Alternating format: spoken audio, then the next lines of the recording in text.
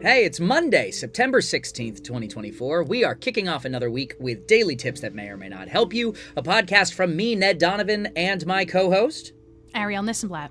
Well, hey, would you like to start our week with a tip today?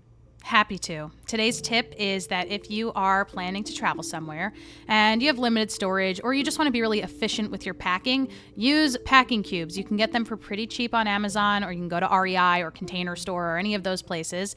And the cool thing about them is that they get very small because they have 2 zippers. So it saves a lot of room in your luggage. So I just got back from a really long trip and I used packing cubes, and it really saved my suitcase a lot of space and gave me room to buy more things while I was traveling. So try packing cubes. Let us know how it goes. I love using them to get more stuff in my suitcases because I am an overpacker, which maybe is a tip for another day, how to avoid that. Love that. Another day, another packing cube tip, and we're back tomorrow with another tip that it probably doesn't have to do with packing cubes. It'd be shocking if it did.